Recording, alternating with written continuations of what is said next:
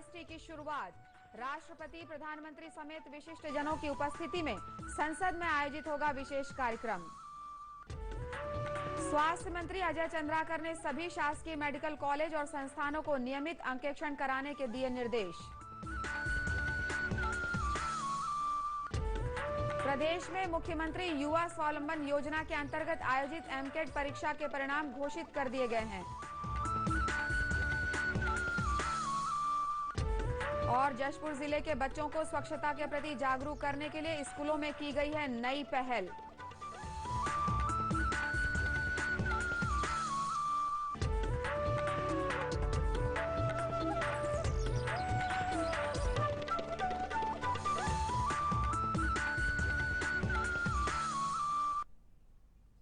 नमस्कार, आप देख रहे हैं दूरदर्शन समाचार।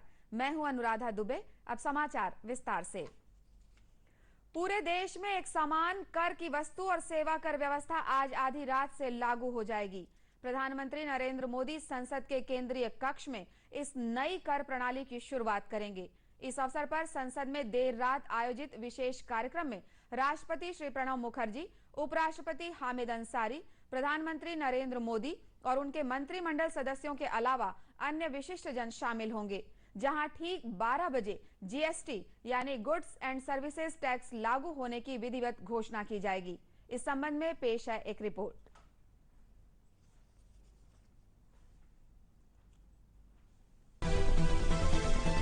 30 जून की रात हिंदुस्तान की सियासत का एक और यादगार लम्हा होगा। घड़ी की सुई 12 के अंक को जब छुएगी, तब देश को वस्तु और सेवा कर अधिनियम का शानदार तोहफा मिलेगा। इस नायाब कर प्रणाली का इंतजार देशवासियों को लंबे समय से रहा है। जी हां, संसद के सेंट्रल हॉल में 30 जून की आधी रात को प्रधानमंत्री, राष्ट्रपति, वित्त मंत्री की मौजूदगी में वस्तु और सेवा कर अधिनियम यानी जीएसटी को लागू किए जाने का ऐलान होगा, जिसका गवाह बनेंगे संसद के दोनों सदनों के सदस्य और देश की जानी मानी हस्तियां, जिसमें राज्यों के मुख्यमंत्री, जीएसटी काउंसिल के सदस्य और न्यायाधीशों को खास तौर पर आमंत्रित किया गया है। राष्ट्रपति, प्रधानमंत्री और वित्त मंत्री इस ऐतिहासिक अधिवेशन को संबोधित भी करेंगे। प्रधानमंत्री का संबोधन ट्रिस्ट विद जीएसटी भी बताया जा रहा है और इसकी तुलना 1947 के मध्यरात्रि अधिवेशन से की जा रही है। एक तरह से यह सेशन नहीं, सेलिब्रेशन होगा। 18,000 घंटे की कड़ी मेहनत के बाद जीएसटी काउंसिल ने 5 कानून बनाए। संबंधित नियमों पर राज्य सरकारों और राजनीतिक दलों के बीच सहमति बनाई। इसी संसद ने इस बात के भी संकेत दिए कि देश में विकास के मुद्दे पर मतभेद भुलाकर आर्थिक सुधारों को अपना पुरजोर समर्थन दिए जाने की गुंजाइश बनाई जा सकती है। तमाम विरोधाभासों के बीच संसद में सत्ता और विपक्ष ने संविधान में संशोधन विधेयक पर अपनी रजामंदी की मुहर लगाई। और जीएसटी जैसा बड़ा रिफॉर्म उसको भी सरलता से करके दिखलाने देना ना, तो आज पूरे विश्व की स्थिति में ये जो स्ट्रक्चरल रिफॉर्म्स करने की क्षमता सरकार ने दिखाई है और सरलता से करने की दिखाई है। ये तीसरा मौका है जब संसद में आधी रात को किसी विशेष कार्यक्रम का आयोजन किया जा रहा है। पहली बार 14 अगस्त 1947 को आजादी का जश्न जब हम मना रहे थे, तो संसद का विशेष सत्र बुलाकर आजादी का ऐलान किया गया। और दूसरी बार 1997 में जब आजादी का 50वां सालगिरह देश मना रहा था, तब भी विशेष कार्यक्रम संसद में आयोजित किए गए और स्वर साम्राज्ञी लता मंगेशकर और भीमसेन जोशी ने अपने स्वर का जादू दिखाया। अब जबकि इतिहास अपने को दोहराने को बेताब हो, आजाद मुल्क को आर्थिक आजादी की दरकार हो, ऐसे में देश को राह कौन दिखाएगा? लिहाजा संसद के सेंट्रल हॉल में 30 जून की आधी रात देश की आर्थिक आजादी की नई इबारत लिखी जा रही है। एक लंबे अरसे से देश को समान कर प्रणाली की दरकार थी। अब सपने पूरे होंगे, धुंध छटेगा, अंधेरा घटेगा, सूरज निकलेगा, नए सवेरे में दूरियां घटेंगी, राज्य और केंद्र के बीच बेहतर तालमेल होगा, सहकारी संघवाद का झंडा बुलंद होगा। जनता की उम्मीदों के महानायक प्रधानमंत्री मोदी राहत का पैगाम लेकर आएंगे। प्रदेश के शासकीय चिकित्सा महाविद्यालयों की स्वशासी समिति की बैठक में राज्य के स्वास्थ्य मंत्री अजय चंद्राकर ने सभी शासकीय मेडिकल कॉलेज संस्थानों को नियमित अंकेक्षण कराने के निर्देश दिए हैं। रायपुर में शासकीय चिकित्सा महाविद्यालय राजनांदगांव और सिम्स बिलासपुर की स्वशासी समितियों की बैठक में श्री चंद्राकर ने चिकित्सा सेवा में जनहित मुद्दों पर तत्परता से कार्य करने के लिए अधिकारियों को निर्देश दिए। उन्होंने मौसमी और जल जनित बीमारियों को ध्यान में रखते हुए अस्पतालों में इलाज के पुख्ता इंतजाम करने को कहा। इस बैठक में स्वास्थ्य विभाग के कई वरिष्ठ अधिकारी सहित मेडिकल कॉलेजों के अधिष्ठाता और अधीक्षक उपस्थित थे। बैठक के दौरान स्वास्थ्य मंत्री ने छत्तीसगढ़ आयुर्विज्ञान संस्थान सिम्स बिलासपुर की स्वशासी समिति के कार्यों की समीक्षा भी की। उन्होंने अधिकारियों से अस्पताल के मानव संसाधन और चिकित्सा उपकरणों की आवश्यकता के संबंध में विस्तार से जानकारी ली। बैठक में श्री चंद्राकर ने कहा कि स्वास्थ्य सेवाओं के लिए उपयोग में आने वाले उपकरण और दवाइयां गुणवत्तापूर्ण होने चाहिए। स्वास्थ्य मंत्री ने राजनांदगांव के शासकीय चिकित्सा महाविद्यालय के कार्यों की प्रगति की जानकारी स्वशासी समिति से प्राप्त की। अधिकारियों ने बताया कि महाविद्यालय को एमबीबीएस में 100 सीटों के लिए प्रवेश की अनुमति भी इस वर्ष मिल गई है। श्री चंद्राकर ने मेडिकल कॉलेज में पर्याप्त मानव संसाधन, चिकित्सा उपकरण और दवाइयों की उपलब्धता सुनिश्चित करने के निर्देश दिए। प्रदेश में मुख्यमंत्री युवा स्वावलंबन योजना के अंतर्गत आयोजित एमकेट परीक्षा परिणाम घोषित कर दिए गए हैं। मुख्यमंत्री डॉक्टर रमन सिंह ने इन परिणामों की घोषणा करते हुए सफल विद्यार्थियों को शुभकामनाएं दी। डॉक्टर सिंह ने कहा कि परीक्षा में उत्तीर्ण विद्यार्थियों के लिए प्रतिष्ठित कंपनियों में सीधे रोजगार मिलने का ये बेहतरीन अवसर है। परीक्षा के बेंचमार्क से कम नंबर पाने वाले छात्रों के लिए राज्य सरकार अगले महीने प्रशिक्षण देकर उनके रोजगार प्राप्त करने के अवसरों को बढ़ाएगी। कार्यक्रम में मुख्यमंत्री ने स्टेट एम्प्लॉयबिलिटी रिपोर्ट का विमोचन भी किया। इस अवसर पर मुख्य सचिव विवेक ढांड भी उपस्थित थे। उन्होंने कहा कि रोजगार के लिए विद्यार्थियों के कौशल उन्नयन में ये योजना काफी सहायक साबित होगी। कार्यक्रम में कौशल विकास मंत्री प्रेम प्रकाश पांडे के अलावा राज्य सरकार के कई वरिष्ठ अधिकारी उपस्थित थे। इस योजना में 12,000 इंजीनियरिंग तथा गैर इंजीनियरिंग विद्यार्थियों को सम्मिलित किया गया है। खबरों का सिलसिला आगे भी जारी रहेगा। फिलहाल वक्त है एक छोटे से ब्रेक का। झाड़ के पीछे, पेड़ के नीचे, तालाब के आजू, पटरी के बाजू, करते हो तुम पेट हल्का, ना शौचालय ना है नल का, फैल गई गंदगी बीमारी चारों ओर। अरे इसीलिए बॉस शट द डोर। मतलब दरवाजा बंद करो, दरवाजा बंद, दरवाजा बंद तो बीमारी बंद। अरे खुले में जब शौच करोगे, खुल के रोग फैलाओगे, तो भाई बीमार पड़ोगे सब संग। तो क्या करें? दरवाजा बंद करो, दरवाजा बंद, दरवाजा बंद तो बीमारी बंद।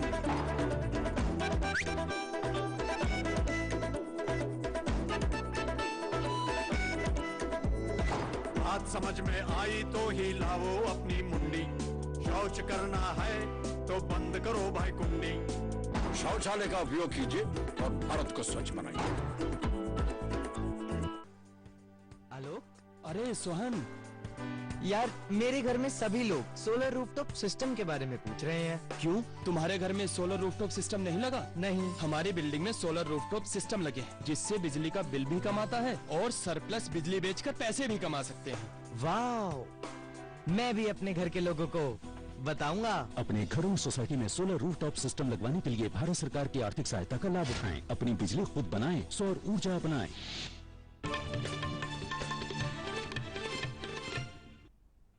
ब्रेक के बाद एक बार फिर स्वागत है आपका दूरदर्शन समाचार में। अब देखिए 3 मिनट 10 खबरें।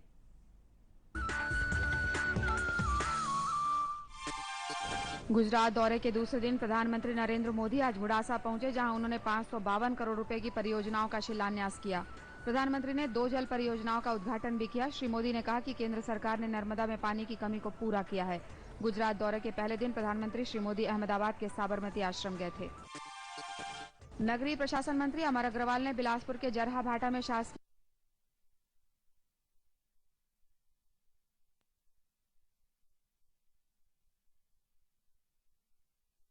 सरस्वती साइकिल योजना का जिक्र किया और कहा कि इससे कन्या शिक्षा को बढ़ावा मिला है। उत्तरी छत्तीसगढ़ में गुरुवार को हुई तेज बारिश की वजह से काफी नुकसान पहुंचा है। अंबिकापुर बिलासपुर मुख्य मार्ग पर अटेम नदी पर बना अस्थायी पुल पानी के तेज बहाव से ढह गया। जिससे उत्तरी छत्तीसगढ़ का अन्य जिलों और दूसरे क्षेत्रों से संपर्क टूट गया है। नदी के तेज बहाव की वजह से नए बन रहे पुल के स्ट्रक्चर को भी क्षति पहुंची है। कोरिया जिले के मनेन्द्रगढ़ में लगातार गरज चमक के साथ बारिश हो रही है। मनेन्द्रगढ़ के आमखेरवा क्षेत्र में एक मकान पर आकाशीय बिजली गिरने से एक बच्चा गंभीर रूप से घायल हो गया, जिसे उपचार के लिए सामुदायिक स्वास्थ्य केंद्र ले जाया गया है। जिला प्रशासन ने आकाशीय बिजली से प्रभावित लोगों को राहत देने के लिए राजस्व की टीम तैयार की है। भाजपा की राष्ट्रीय महासचिव सरोज पांडे के जगह जगह योग स्ट्रीट निर्माण करवाने की कल्पना अब साकार रूप लेने लगी है।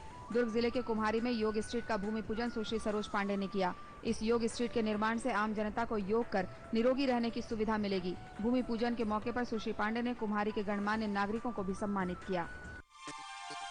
केंद्रीय सामाजिक न्याय और अधिकारिता मंत्री थावरचंद गहलोत कल से रायपुर के 2 दिवसीय प्रवास पर हैं। अपने रायपुर प्रवास के दौरान श्री गहलोत रायपुर में चार्टर्ड अकाउंटेंट दिवस के अवसर पर आयोजित कार्यक्रमों में शामिल होंगे। मुख्यमंत्री डॉक्टर रमन सिंह भी उनके साथ रहेंगे। छत्तीसगढ़ का प्रादेशिक समाचार अब फेसबुक और यूट्यूब पर भी उपलब्ध है। फेसबुक पर समाचार देखने के लिए टाइप करें दूरदर्शन समाचार छत्तीसगढ़ और यूट्यूब पर छत्तीसगढ़ प्रादेशिक समाचार देखने के लिए टाइप करें डीडी न्यूज छत्तीसगढ़। कोरिया जिले में गुरुवार को हुई मूसलाधार बारिश की वजह से मनेन्द्रगढ़ के कई इलाकों में पानी भर गया है। कुछ रिहायशी क्षेत्रों में घुटने से ऊपर तक का जलभराव हो गया है। इस मूसलाधार बारिश की वजह से जनजीवन अस्त व्यस्त हो गया है। दक्षिण पूर्व मध्य रेलवे के रायपुर रेल मंडल के तहत आने वाले उरपुरा दाधापारा के बीच 3 लाइनों के आवश्यक रखरखाव कार्य के लिए मेगा कॉरिडोर ब्लॉक किया जाएगा, जिसकी वजह से सवारी गाड़ियों का परिचालन प्रभावित होगा। 2, 16 और 23 जुलाई तथा 6, 13 और 17 अगस्त को अप और मिडिल लाइन पर ब्लॉक रहेगा, जबकि 9 और 30 जुलाई तथा 20 अगस्त को डाउन लाइन पर ब्लॉक रहेगा। कोरिया जिले के मनेन्द्रगढ़ में कौमी एकता को बढ़ावा देने के उद्देश्य से सर्वधर्म सम्मेलन आयोजित किया गया। सम्मेलन में बड़ी संख्या में अलग अलग धर्मों के लोगों ने हिस्सा लिया। भाग ले रहे सभी धर्मगुरुओं ने कहा कि मानवता की सेवा ही सबसे बड़ा धर्म है। धर्म की व्याख्या करते हुए उन्होंने कहा कि सभी धर्म हमें आपस में मिलकर रहना सिखाते हैं।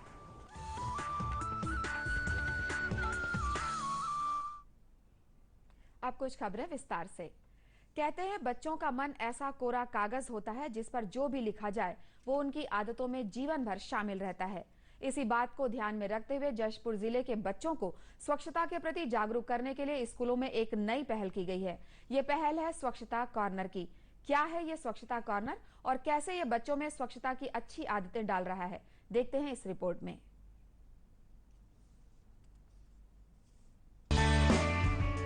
बालमन कोरे कागज की तरह होता है। बचपन में जैसे विचार, जैसी लकीरें दी जाती हैं, वो स्थायी हो जाती है। जशपुर जिले के छोटा करोंजा गांव के विद्यालय में कुछ ऐसी ही नायाब पहल की सीख दी जा रही है। विद्यालय में स्वच्छता कॉर्नर बनाया गया है। स्वच्छता कॉर्नर में आईना, कंघी, तेल, कटर, साबुन, डिटॉल रखा गया है। पहल का मकसद है बच्चे पाठशाला में ककहरे के साथ स्वच्छता की आदतों को भी सीखें।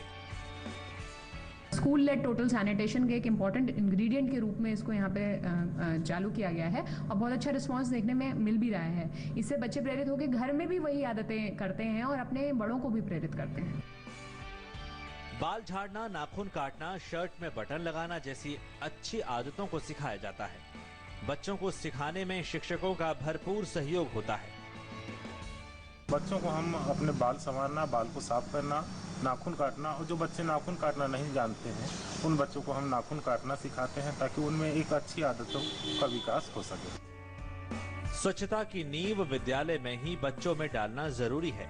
यही बच्चे आगे चलकर स्वच्छ वातावरण, स्वच्छ परिवेश बनाने में सहयोगी बनेंगे। स्वच्छ मन पर स्वच्छता की आभा भविष्य में बेहतर भारत की लकीर खींचने में मददगार साबित होंगे। राघवेश पांडे की report, DD news, Raipur. Sadhvi Ritambhara ने कश्मीर के हालात को दुर्भाग्यपूर्ण बताया है। आज रायपुर में मीडिया से बातचीत करते हुए उन्होंने आरोप लगाया है कि वहां के हालात बिगाड़ने में पड़ोसी राष्ट्रों के हाथ होने से इनकार नहीं किया जा सकता। गौकशी को लेकर हिंसा फैलाने वालों की आलोचना करते हुए उन्होंने कहा कि लोगों को गायों को कूड़ा कचरा खिलाने से बचना चाहिए। सारी स्त्रियां जिनको ये भी मालूम नहीं है कि रसोई के कांच की वो शीशियां जो टूटी रहती है उसके साथ जब वो सब्जियों के कचरे को, छिलकों को बांध के फेंकती है और गाय भूखी उसको खाती है। किसाई तो एक बार काटता है लेकिन वो कांच उसको पल पल अंदर उसको काट काट के उसको पीड़ा देता है। इसलिए उत्तरदायित्व तो किसी की हत्या करने से पूरा नहीं होता। उत्तरदायित्व यह भी है कि गाय कसाई के हाथ में बेची क्यों जाए, गाय कूड़े घर के अंदर कूड़ा क्यों खाए, हम इतने स्वार्थी क्यों हैं कि गाय दूर कर उसको हम छोड़ देते हैं निराश्रित। ये सारे उत्तरदायित्व है जो हमें स्मरण रखने चाहिए। गौरतलब है कि साध्वी ऋतंभरा 3 दिन के प्रवास पर रायपुर में हैं। इसी के साथ ये समाचार बुलेटिन समाप्त हुआ। नमस्कार।